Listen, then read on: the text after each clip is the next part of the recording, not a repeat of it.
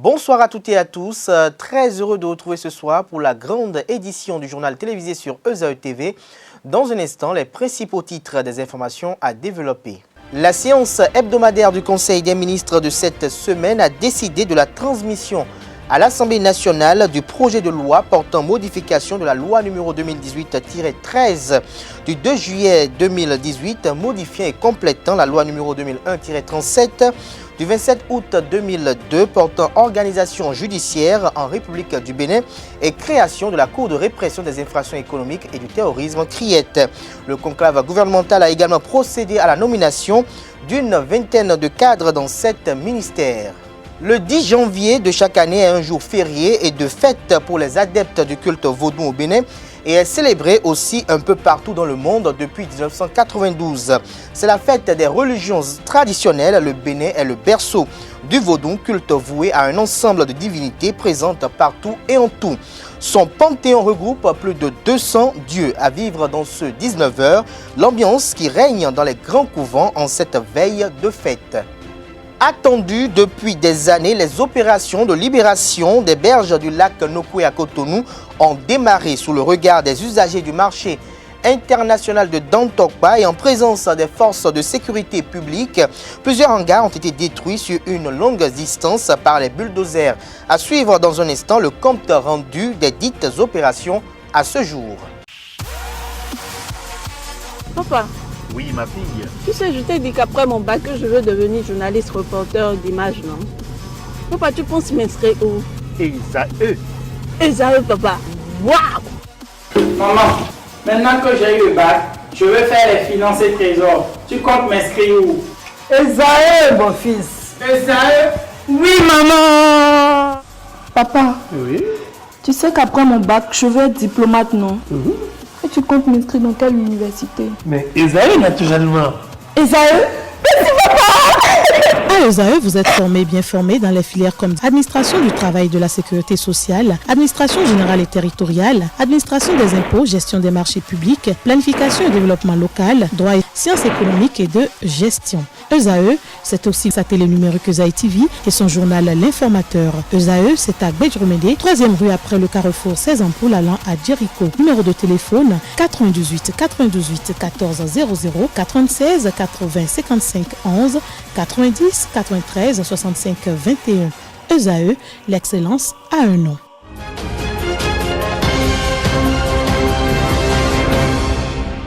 Bonjour à nouveau chers amis internautes. La Cour de répression des infractions économiques et du terrorisme CRIET connaîtra quelques réajustements. Et pour cause, le Conseil des ministres d'hier mercredi 8 janvier de l'an 2020 a adopté un décret qui transmet à l'Assemblée nationale le projet de loi portant modification de la loi numéro 2018-13 du 2 juillet 2018, modifiant et complétant la loi numéro 2001-37 du 27 août 2002 portant organisation judiciaire en République du Bénin et création de la Cour de répression des infractions économiques et du terrorisme CRIET. Le texte de loi vise l'instauration à la CRIET du principe du double degré de juridiction de jugement, une décision qui fait suite aux recommandations de la Cour constitutionnelle et de la Cour africaine des droits de l'homme et des peuples. Je vous invite à suivre Alain Orunla, ministre de la Communication et des Postes et porte-parole du gouvernement à l'occasion de la traditionnelle conférence de presse faisant office de compte rendu du Conseil des ministres. Depuis sa mise en place, la CRIET a grandement contribué à briser le mythe de l'impunité. À ce titre, elle démontre que notre pays ne concède aucune tolérance à la mauvaise gestion des ressources publiques, aux crimes économiques et au trafic des stupéfiants.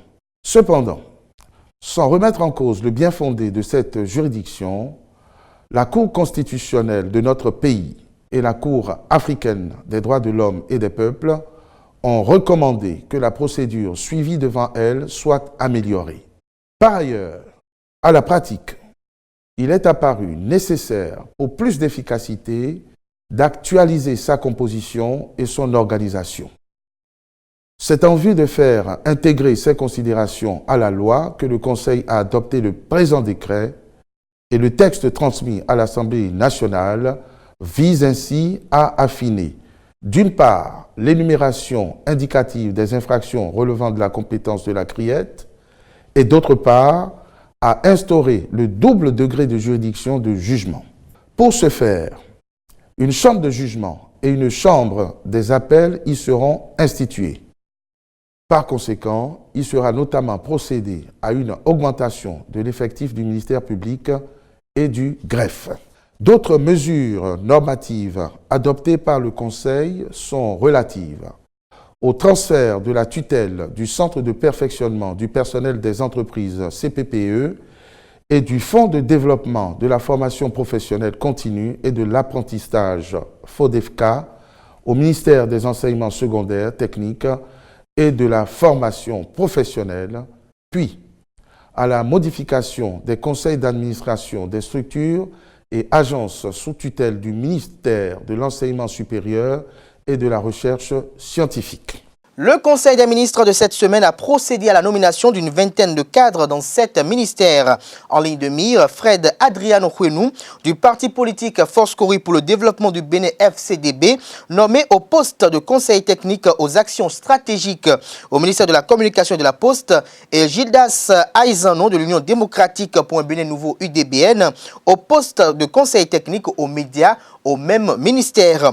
Pour plus de détails et d'explications sur la nomination prononcée en Conseil des ministres de cette semaine, je vous invite à suivre le ministre de la Communication et de la Poste et porte-parole du gouvernement, Alain Orunla. Au titre des mesures individuelles, sur proposition des ministres respectifs, les nominations ci-après ont été prononcées. Au ministère de l'Économie et des Finances, directeur général de la Caisse des dépôts et consignations, M. Létondé Brice Poueton. Au ministère de l'Agriculture, de l'Élevage et de la Pêche, directeur général de l'Agence pour le développement de la mécanisation agricole, M. Éric Renaud. Au ministère de la Décentralisation et de la Gouvernance locale, directeur de l'administration et des finances, M. Sharaf Din Gado. Au ministère des enseignements secondaires, techniques et de la formation professionnelle, directeur de l'enseignement secondaire général, M. Edmond Moutondi. Directeur départemental Atlantique, M. Edmond Rointon. Au ministère de l'Industrie et du Commerce, directeur de cabinet, M. Djara Bassabi. Secrétaire général du ministère, M. Hamzat Salami. Secrétaire général adjoint du ministère, M. Djoulé Sabiboum. Conseiller technique juridique, Mme Lidvine Dossou. Conseiller technique au suivi des projets et au partenariat, Mme Armel Kanrounou. Conseiller technique à la formalisation des entreprises, à la promotion des organisations professionnelles et au suivi des institutions consulaires, M. Éric Kader Bian Tabé. Conseiller technique au suivi des accords internationaux, M. Mahmoud Riadz Ibrahim Sidi. Directrice du commerce extérieur, Mme Félicité Koukui. Directrice de la promotion industrielle, Mme Katia Guézoudjé. Directeur départemental de l'industrie et du commerce de la Takora et de la Donga, M. Rufus Saré. Directrice départementale de l'industrie et du commerce de l'Atlantique et du littoral, Mme Hermine E.M. Hodonou Savi. Au ministère de l'eau et des mines, directrice de l'administration et des finances, Mme Afia Marcel Madende, épouse Oké. Au ministère de la Communication et de la Poste, conseiller technique aux actions stratégiques, M. Fred Huenou. Conseiller technique aux médias, M. Gildas Aizano. Directrice générale de la Poste SA, Mme Baï Judith Glidja. Rappelons que les membres du gouvernement et les autres collaborateurs immédiats du président Patrice Talon n'ont pas dérogé à la tradition à l'orée de la nouvelle année. Hier, mercredi 8 janvier 2020, ils ont formulé leurs bons vœux à l'endroit du premier magistrat qui conduit avec efficience et dextérité les destinées du Bénin depuis le 6 avril 2016, date de son investiture. Au cours de la cérémonie très sobre, ils ont eu à féliciter et à encourager le chef de l'État pour les réformes courageuses et audacieuses opérées à la tête du Bénin, lesquelles réformes sont probantes avec des retombées assez perceptibles. Recevant les vœux formulés à son endroit, le chef de l'État béninois Patrice Talon les a remerciés pour cette marque d'attention et de considération. Il les a essentiellement exhortés à plus de courage, d'engagement et d'ardeur pour que l'année 2020 soit meilleure à celle précédente. Pour le président de la République, Patrice Talon, il ne faut point se satisfaire des acquis car les défis à relever sont immenses.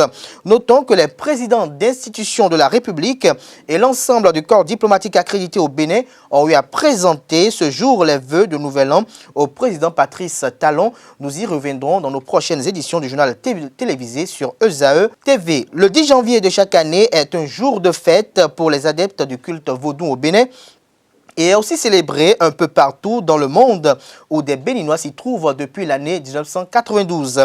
C'est la fête des religions traditionnelles. Le Bénin est le berceau du vaudou, culte voué à un ensemble de divinités présentes partout et en tout. Il occupe une place très forte dans l'identité du pays. Son panthéon regroupe plus de 200 dieux. À la veille de cette grande fête septime Aza, nous dévoile l'agenda des manifestations qui seront effectives dans son couvent. Il est au micro de Jacques Maouillon d'Almeida. Le vaudou est une spiritualité très vaste. Vous savez, entre nous et notre Créateur, Dieu, comme les gens le disent, il y a un espace très vaste qu'on ne peut même pas concevoir. C'est notre mentalité, mais notre niveau de conscience ne peut pas appréhender même la grandeur de Dieu. En Dieu et nous les êtres humains, il y a un espace et dans cet espace-là, il y a des entités. Il y a plusieurs sortes d'entités. On peut transiter par ces entités nos doléances, nos souhaits et nos problèmes pour que ça puisse atteindre directement notre Créateur. Dans ces autres entités, on a des entités, des grandes entités. On a d'abord l'énergie tellurique qu'on appelle chez nous Sabata. On a l'énergie aquatique qu'on appelle Torosu. On a l'énergie aérienne qui représente l'air qu'on appelle Dan. On a le feu cosmique qu'on appelle Fevioso. Le 9 janvier 1930, trois ans de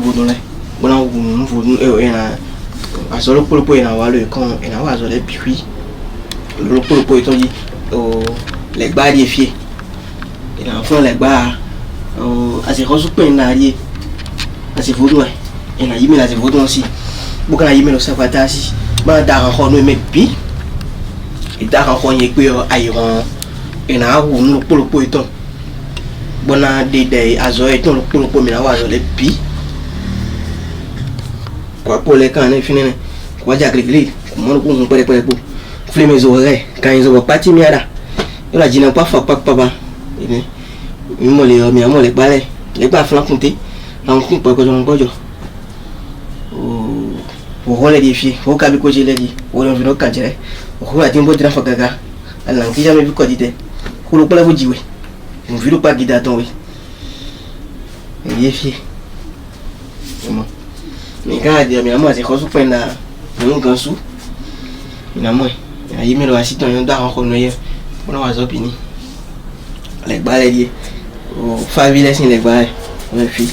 Et quand tu as mis la main, ça va t'avoir son sou. Quand j'ai beaucoup de temps, coup de main. Azonsu, Aditi bébé, il a galé ton mando chaoru. Il est tchembe, il a rentré chimo. Il est fier. Il a besoin de faire un mais donc, Lisa Badjo, quelque chose, il a fini. À dans Lisa Badjo, il fini. Chaque initié au FA doit pouvoir être en mesure d'entretenir au moins chaque trimestre le FA, mais il faut toutefois noter que cet entretien n'a rien à voir avec le bain de purification du FA que le FAVI effectue constamment et qui est de la compétence du Bokonon. Suivons à nouveau Septimaza qui nous donne les feuilles qu'il faut pour l'entretien du FA. Il est au micro de Jacques Maouillon d'Almeida. On va parler de l'entretien du FA. L'entretien du FA. On va entretenir son FA.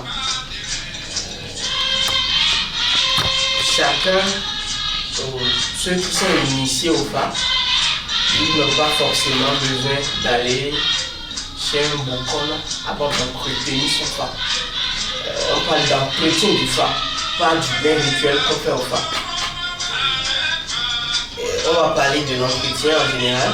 Pour entretenir son FA, on a besoin de quelques feuilles d'utilisées. Il y a des stress également qu'on appelle isop. On a kesu. On a aklinkoma. On a yonsisima. On a également sififama. On a afama. Afama, il y a deux sortes. Il y a la femelle et le mâle. Donc on rassemble les deux également. Et puis on essaie de triturer ça. On met ça dans une bassine ou bien dans un jar. Et puis on commence le rituel de l'entretien du FA. D'abord c'est les feuilles qui sont ici, qu'on a déjà triturées. Ouais, les feuilles qui sont là, qu'on a déjà triturées. Et puis on va prendre le FA. Et le FA est un rabolou. Après avoir fait l'initiation au FA, on peut dire qu'il est un Bokonon en miniature. Donc lui-même il peut le faire chez lui. Et là c'est les mecs.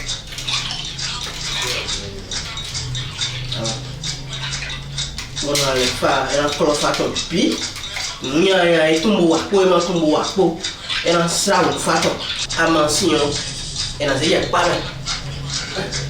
Il y a pas mal, et on rajoute de l'eau là-dessus, on met ça dans la douche, on rajoute de l'eau là-dessus, et puis on se lave avec.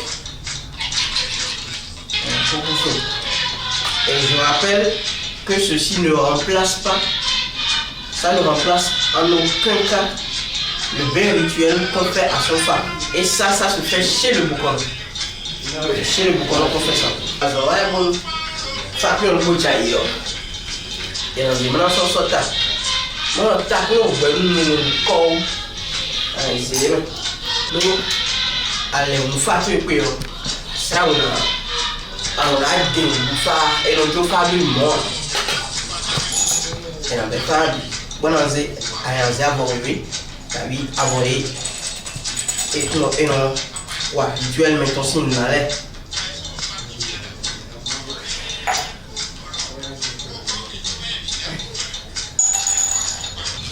Et quand on a et on a et quand il y a les libéraux, et on lit c'est les et on lit taquine et on lit des dias. Ailleurs, je vous sachez, bon, on zéro comme bon, on zéro. Bon, on zéro dans l'ina, il y a un bar, bon, on l'ina, ben on joue poudre les longs corps, et on taquine, on sait quoi, aïe, on sait quoi. Aïe. Mais les gens ont des pas. Ils payent pas. Là, ils ont pour les gens pour mélanger.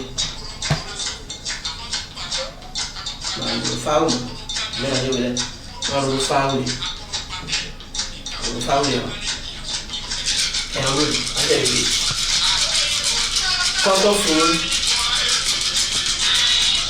tu vas voir que le phare va commencer par briller. Non, et ça, chaque initié doit le faire au moins chaque 2 mois ou chaque 3 mois quand tu as ton phare avec toi. Les bulldozers sont à l'œuvre pour la libération de la berge lagunaire du lac Nokoué à la hauteur du marché international de Dantokwa depuis 2 jours. Le spectacle se vit en live par les vendeurs qui occupent l'espace public. Ils crient à la désolation en voyant leur point de vente emporté. Ils se plaignent, mais en appellent à l'indulgence de l'exécutif et la grâce divine parce que n'ayant pas libéré l'espace à temps selon les correspondances reçues de l'autorité préfectorale. Carla Skitomi a promené sa caméra dans cet univers ce matin. Voici son compte rendu qu'il nous propose de suivre. Démarré le mardi 7 janvier dernier, l'opération de libération de la berge lagunaire se poursuit au niveau du marché d'Antokwa et du marché Gbogbanou. Informés depuis des mois, les commerçants qui occupent l'espace public assistent impuissants à la destruction de leurs abris.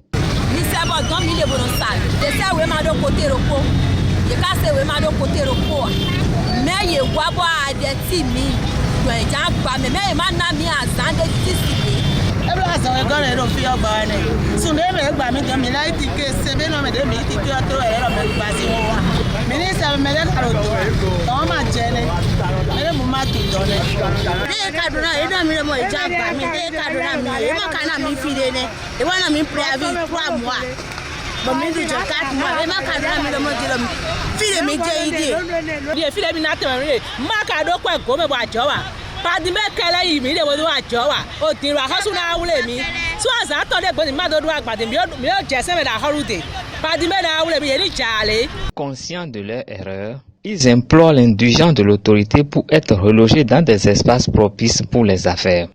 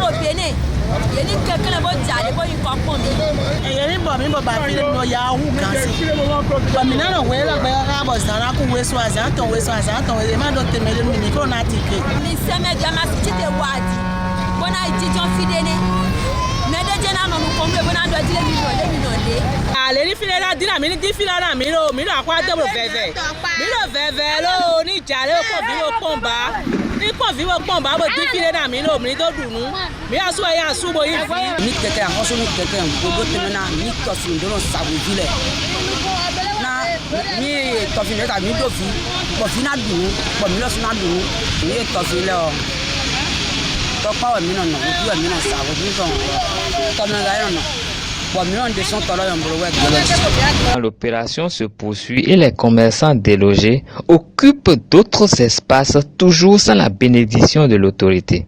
Sport à présent, Usaï Football Club a effectué sa dernière séance d'entraînement à Cotonou avant son déplacement ce vendredi sur la Zambie pour affronter Zanaco FC. Richard Bio et ses poulains se sont attelés à corriger les insuffisances montrées par l'équipe lors des matchs allés de la phase afin d'aborder au mieux la 4e journée ce dimanche au National Heroes Stadium de Lusaka. À la fin de la séance, le coach Richard Bio est revenu sur les principaux enseignements qu'il a tirés à l'issue des 3 premiers matchs de groupe avec une projection sur les manches retour. Il faut reconnaître que c'est une compétition qu'il faut jouer régulièrement parce que nous sommes à notre première édition, donc nous sommes en apprentissage comme je le disais et ça nous permet d'acquérir une certaine expérience. Les fois à venir nous saurons mieux nous comporter. Mais dans l'essentiel, je retiens du positif par rapport à ce que nous produisons jusque-là. Je crois, avec le retour de certains blessés, je crois qu'on a pu avoir l'effectif normal. Bon, les blessés ne sont pas à 100% prêts, mais pour l'essentiel, ils se sont entraînés et on peut faire avec eux. Donc, le moral est haut. Et la troupe est prête pour aller se battre à Lusaka. Non, nous jouons sans pression. Déjà, je crois que l'objectif était déjà atteint en se qualifiant pour la phase de poule. Et maintenant, nous devons faire, comment dit-on, une campagne honorable Il s'agira pour nous d'aller nous battre à Lusaka et de ramener aussi une victoire. Parce que si nous avons à Lusaka et que nous ramenons une victoire, je crois que les cartes seront redistribuées au sein de cette poule. Parce que si nous gagnons là-bas, donc rien n'est encore joué au sein de cette poule. Quatrième du groupe C avec un point derrière son prochain adversaire Zanaco FC, ESAE n'est pas encore mathématiquement éliminé. Pour se relancer dans la compétition, les universitaires envisagent jouer âprement ce match retour contre les banquiers zambiens afin de ramener un bon résultat de cette expédition. Suivez le capitaine Marcel Dandino et le milieu de terrain Boris Flakandi. Ils sont au micro de Larios Adiagbenon. Je pense que la phase aller est finie et nous allons aborder effectivement la phase retour. Il s'agira de corriger ce que nous avons mal fait pendant les phases aller et d'essayer de jouer à fond les matchs qui nous restent pendant cette phase retour. Nous allons voyager demain sur la Zambie, une équipe déjà que nous connaissons bien. Il s'agira de suivre les consignes du coach et de les surprendre chez eux. Vous avez vu l'état d'esprit du groupe, je pense que tout va bien. Nous sommes en train de corriger les erreurs pour bien entamer la phase de retour. En termes de résultats, il s'agira de ramener les 3 points. Peu importe le nombre de buts qu'on marque, mais ici, il s'agit d'essayer de prendre les 3 points pour se repositionner dans ce groupe-là. Ouais, je dirais là, pour le moment, tout va bien. Vous-même, vous avez remarqué qu'à l'entraînement, il y a de l'ambiance et tout. Je pense que ils avaient fait de très bons résultats à l'extérieur et nous espérons continuer sur cette lancée. Alors je pense que nous irons là-bas prendre les 3 points. Mettons un terme à cette édition avec l'actualité hors de nos frontières à travers la page Inter qui s'intéresse à l'actualité en Côte d'Ivoire, en Algérie, au Burkina Faso et au Congo. C'est une compilation d'Anifat Boukari. Démarrons cette page par l'actualité en Côte d'Ivoire. Le corps sans vie d'un jeune garçon a été retrouvé mercredi 8 janvier au matin dans le puits du train d'atterrissage du vol AF703 qui arrivait à l'aéroport Roissy-Charles de Gaulle près de Paris en provenance d'Abidjan. Le ministre ivoirien de la Communication Sidi Touré a précisé par la suite qu'il s'agissait d'un jeune adolescent de 15 à 17 ans et a annoncé l'ouverture d'une enquête. En France aussi, une enquête est ouverte.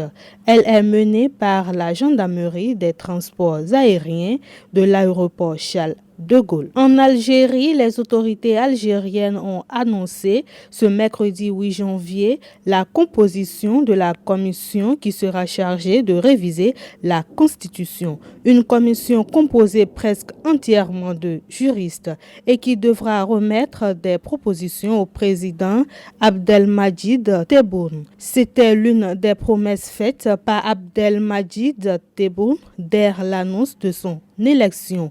Il veut réformer la Constitution et proposer un référendum pour faire valider le test. Au Burkina Faso, une grenade a explosé entre les mains d'un élève en pleine classe dans une école franco-arabe selon les autorités. 4 élèves blessés, dont 2 dans un état grave. Les blessés ont été évacués dans un centre de santé pour des soins. Une enquête est en cours pour déterminer les circonstances de la présence d'un engin explosif entre les mains d'un élève. Au Congo, pour finir, des centaines d'étudiants ont évacué le campus de l'université de Kinshasa, uniquement sur ordre des autorités, mercredi au lendemain de la mort d'un policier en marge d'un mouvement de protestation contre la hausse des frais d'études. La police avait lancé un ultimatum musclé dans la matinée. Tout étudiant encore présent jeudi sur le campus sera considéré comme un infiltré, un ennemi de la République faisant partie des bandits qui ont tué au moins un policier. Mesdames et messieurs, c'est la fin de ce JT Soir sur ESAE TV. Merci pour l'attention et agréable soirée à toutes et à tous.